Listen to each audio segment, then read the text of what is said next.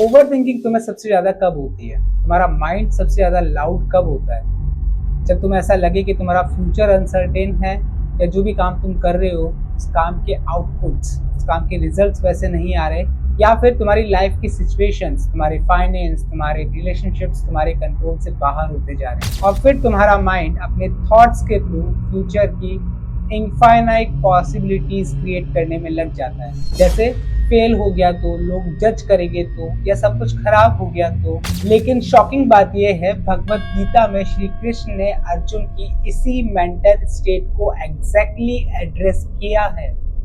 Battlefield बाहर नहीं था, बैटलफील्ड अर्जुन के माइंड के अंदर चल रहा था। और श्री कृष्ण ने जो अर्जुन को सॉल्यूशन दिया था वो ना तो पॉजिटिव थिंकिंग थी, ना डिस्ट्रैक्शन था, ना ही मोटिवेशन था। सिर्फ एक अंडरस्टैंडिंग जो ओवर थिंकिंग की रूट कॉज को ही कट कर देती है। अर्जुन भी ओवर थिंकिंग कर रहा था।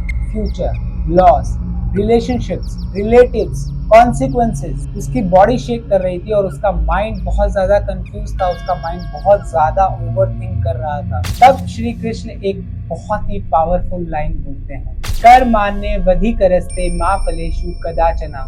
मतलब तुम्हारा कंट्रोल सिर्फ एक्शन पर है, रिजल्ट्स पे, आउटकम पे तुम्हारा कोई कंट्रोल नहीं है। ओवर थिंकिंग तब स्टार्ट होती है जब हमारा माइंड रिजल्ट्स को कंट्रोल करना चाहता है, फ्यूचर को सिक्योर करना चाहता है। लेकिन गीता कहती है फ्यूचर कभी हमारे कंट्रोल में था ही नहीं। और ध्यान से समझना, प्रॉब्लम तुम्हारे थॉट्स नहीं है, प्रॉब्लम तुम्हारी उन थॉट्स के साथ में तुम्हारी आइडेंटिटी है, तुम्हारी पहचान है। माइंड इस तरीके से प्रोग्राम है, वो हर थॉट के साथ में अपनी पहचान बना लेता है। जितनी तुम्हारी पहचान स्ट्रांग होगी तुम्हारे थॉट्स के साथ में, तुम्हारा डर, तुम्हारी घबराहट भी उतनी ही ज्यादा स्ट्रांग होती जाएगी तुम्हारे साथ में। और कृष्ण रिपीटेडली अर्जुन को विटनेस कॉन्शियसनेस की तरफ लेकर के जा रहे थे, अवेयरनेस की तरफ लेकर के जा रहे थे। वो कंटिन्यू कह रहे थे, तुम टेम्पररी इमोशंस के बेस पे जजमेंट मत करो, थोड़ी गहराई में उतरो, थोड़े अवेयर, जागरूक बनो, तुम प्योर कॉन्शियसनेस हो। अब प्रैक्टिकल टेक्निक, नेक्स्ट टाइम तुम्हें जब भी ओवर थिंकिंग हो, एक पेपर लो, 2 कॉलम्स बनाओ।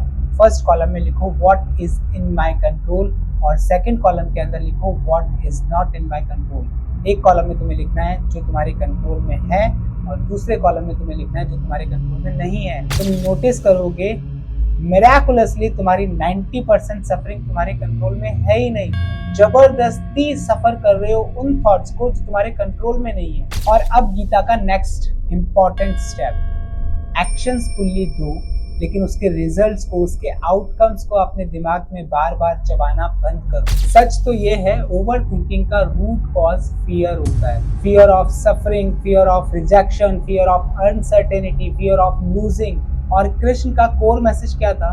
जो तुम सच में हो वो कभी डिस्ट्रॉय किया ही नहीं जा सकता। जब ये अंडरस्टैंडिंग डीप होती है तो माइंड ऑटोमेटिकली रिलैक्स होने लग जाता है। तो नेक्स्ट टाइम जब भी तुम्हारा दिमाग अर्जुन की तरह फ्यूचर में भागे, तो सिर्फ इतना याद रखना, कर्म तुम्हारे हाथ में है, फल प्रभु संभाल लेंगे।